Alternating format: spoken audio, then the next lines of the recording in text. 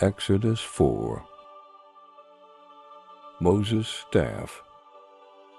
Moses answered, "But behold, they will not believe me, nor listen to my voice. For they will say, 'Yahweh has not appeared to you.' Yahweh said to him, 'What is that in your hand?' He said, 'A rod.' He said, 'Throw it on the ground.' He threw it on the ground, and it became a snake. And Moses ran away from it. Yahweh said to Moses, 'Stretch out your hand and take it by the tail.' He stretched out his hand and took hold of it, and it became a rod in his hand, that they may believe that Yahweh, the God of their fathers, the God of Abraham, the God of Isaac, and the God of Jacob, has appeared to you." Moses' hand. Yahweh said furthermore to him, "Now put your hand inside your cloak." He put his hand inside his cloak, and when he took it out, behold, his hand was leprous, as white as snow. He said, "Put your hand inside your cloak again." He put his hand inside his cloak again, and when he took it out of his cloak, behold, it had turned again as his other flesh. It will happen, if they will neither believe you nor listen to the voice of the first sign, that they will believe the voice of the latter sign. It will happen, if they will not believe even these two signs, neither listen to your voice, that you shall take of the water of the river and pour it on the dry land. The water which you take out of the river will become blood on the dry land. The appointment of Aaron. Moses said to Yahweh, "O Lord, I am not eloquent, neither before now, nor since you have spoken to your servant. For I am slow of speech and of a slow tongue."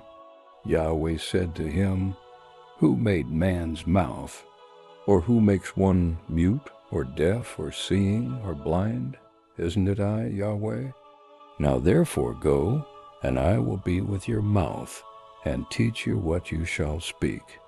He said, "O Lord, please send someone else." The anger of Yahweh was kindled against Moses, and he said, "What about Aaron, your brother, the Levite? I know that he can speak well. Also, behold, he comes out to meet you. When he sees you, he will be glad in his heart. You shall speak to him, and put the words in his mouth.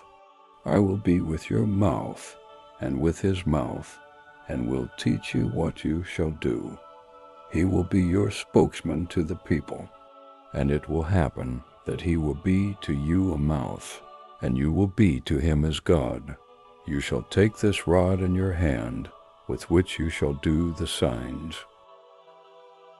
Moses leaves for Egypt. Moses went and returned to Jethro, his father-in-law, and said to him, "Please let me go and return to my brothers who are in Egypt, and see whether they are still alive." Jethro said to Moses, "Go in peace." Yahweh said to Moses in Midian, "Go, return into Egypt, for all the men who sought your life are dead." Moses took his wife and his sons, and set them on a donkey, and he returned to the land of Egypt. Moses took God's rod in his hand. Yahweh said to Moses, "When you go back into Egypt, see that you do before Pharaoh all the wonders which I have put in your hand, but I will harden his heart, and he will not let the people go.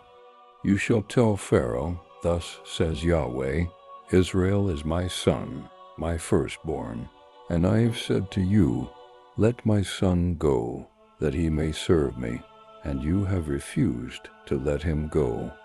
Behold, I will kill your son, your firstborn.'" It happened on the way at a lodging place that Yahweh met Moses and wanted to kill him. Then Zipporah took a flint and cut off the foreskin of her son and cast it at his feet. And she said, "Surely you are a bridegroom of blood to me."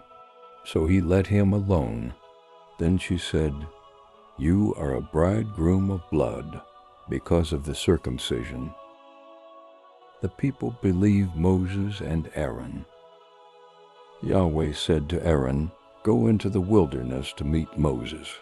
He went and met him on God's mountain and kissed him. Moses told Aaron all the words of Yahweh with which he had sent him, and all the signs with which he had instructed him. Moses and Aaron went and gathered together all the elders of the children of Israel. Aaron spoke all the words which Yahweh had spoken to Moses, and did the signs in the sight of the people. The people believed, and when they heard that Yahweh had visited the children of Israel, and that he had seen their affliction, then they bowed their heads and worshipped.